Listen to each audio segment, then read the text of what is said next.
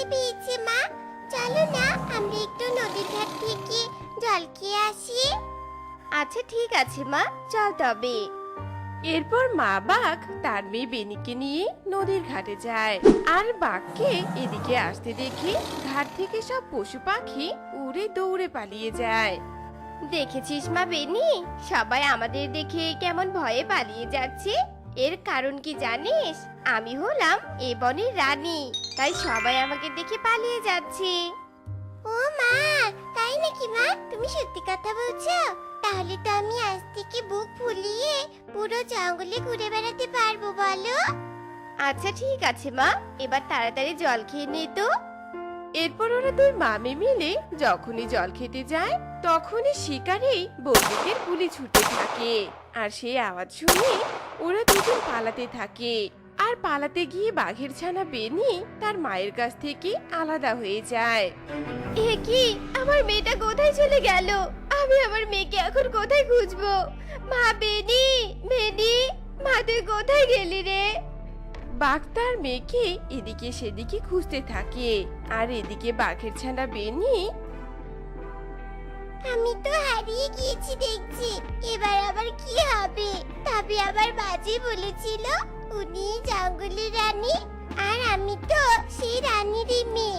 তার মানে আমি তো এই জঙ্গলের রাজকুমারী। আমাকে দেখে কি তাহলে সবাই ভয় পেয়ে চলবে? আমাকে ওরা কিচ্ছু করতে পারবে না? ও মা, তাহলে তো ভালোই হবে। এবার আমি বুক ফুলিয়ে হাঁটবো। হারিয়ে গেছি তাতে কি হয়েছে? আমি বুক ফুলিয়ে আমার মাকে খুঁজবো। বাঘের ছানা মুচকি মুচকি হাসতে থাকে আর নিজের মাকে খুঁজতে থাকে। এদিকে শিয়াল গান গাইতে গাইতে সেই পথ দিয়ে যাচ্ছিল। আকাশে বাতাসে উড়ে যে যাই, মনের সুখে যে গান গাই। আরে ওটা কি? একটা বাঘের ছানা মনে হচ্ছে না? যাই তো কাছে গিয়ে একটু দেখি।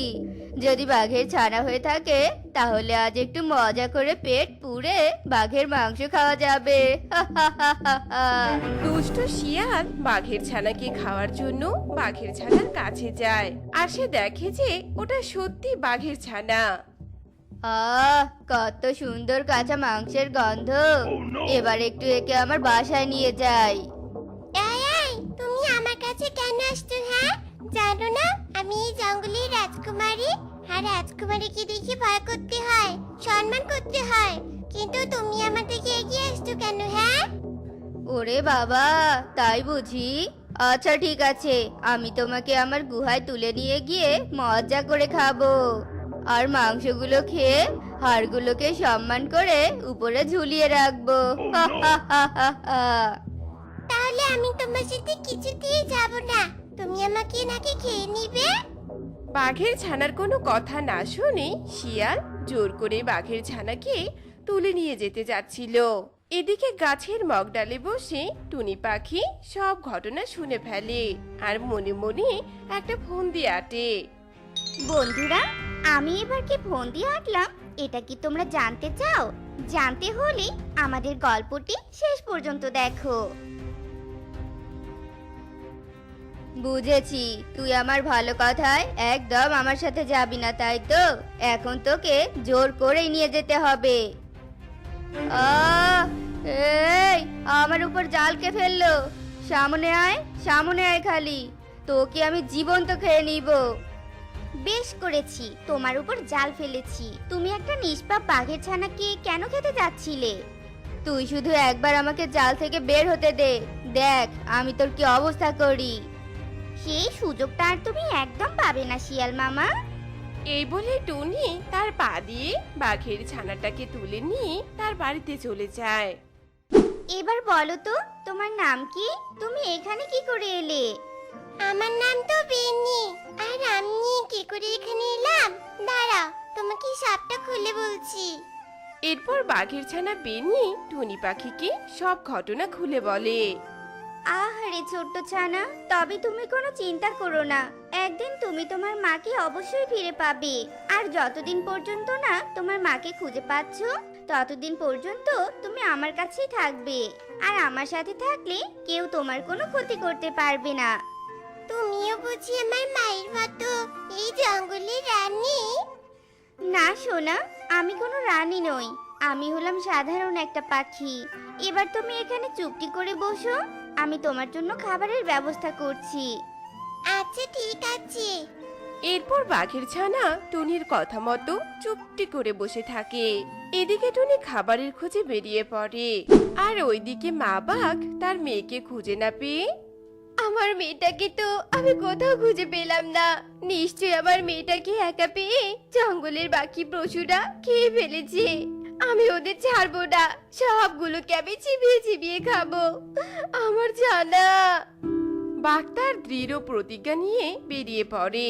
এরপর যেতে যেতে বাঘ একটা হরিণের ছানার সামনে যায়। তোরা সবাই আমার মেয়েকে খেয়েছিস তাই না? এবার আমি তোকে খাবো। না না না,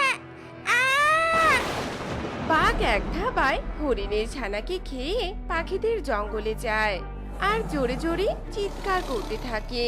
বাঘের আওয়াজ শুনে সবাই এদিকে সেদিকে পালাতে থাকে। কেউ পালাবি না তোরা, আমি তোদের খাবো। তোরা আবার নিষ্পাপ ছানাটাকে খেয়ে ফেলেছিস। তোমার হয়তো কোথাও ভুল হচ্ছে বাঘ মামি। আমরা তোমার ছানাকে কিচ্ছু করিনি, ও হয়তো আশেপাশে কোথাও আছে। আমার মেয়ে আমার কাছে থাকলে অবশ্যই আমার কাছে এতক্ষণে চলে আসতো, কিন্তু ও আসেনি। আর তোর আজে বাজে কথা শোনার মতো আমার কোনো সময় নেই। আমি এবার তোকে খাবো, এটাই আমার শেষ কথা।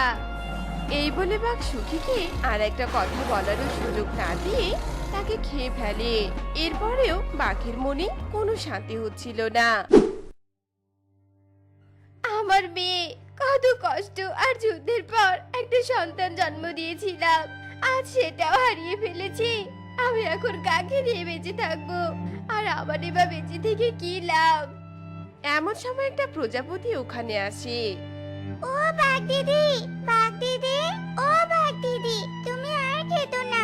আমি তোমার সব কথা শুনেছি। তুমি তোমার ছানার জন্য কান্না করছো।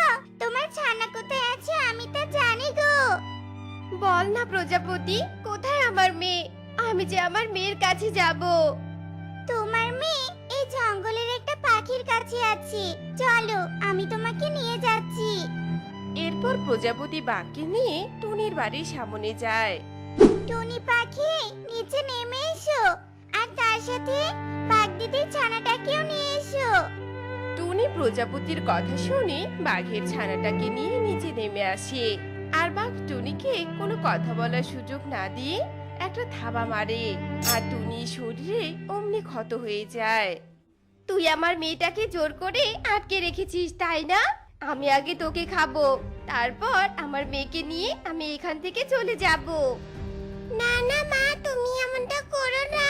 টুনি পাখি আমার কোনো ক্ষতি করেনি তো, বরং আমাকে শিয়ালের হাত থেকে বাঁচিয়ে নিজের ঘরে আশ্রয় দিয়েছে, আর আমাকে নিজের সন্তানের মতো করে আগলে রেখেছে। কখনোই আমার কোনো ক্ষতি হতে দেয়নি মা। তুমি এটা কি করলে? সে কি?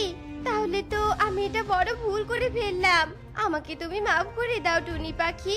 আমার মেয়েটাকে বাঁচানোর জন্য তোমাকে অনেক ধন্যবাদ। আমিও কিছু মনে করিনি। আসলে আমি তোমাকে অনেক খুঁজেছি, কিন্তু কোথাও খুঁজে পাইনি। আজ যখন পেয়েছি তখন তোমার আমানত তোমাকে ফিরিয়ে দিচ্ছি। এরপর বাঘ টুনির ছানাকে মা বাঘের কাছে ফিরিয়ে দেয়, আর বাঘ ছানাটাকে নিয়ে সেখান থেকে বাসায় চলে যায়, আর টুনি একাই থেকে যায়। তো বন্ধুরা, কোনো কিছুর সত্যতা যাচাই না করে সেটা নিয়ে একদম বাড়াবাড়ি করা উচিত নয়। আর আমাদের আজকের এই গল্পটি তোমাদের কাছে কেমন লেগেছে তা কমেন্টে জানাতে ভুলো না কিন্তু।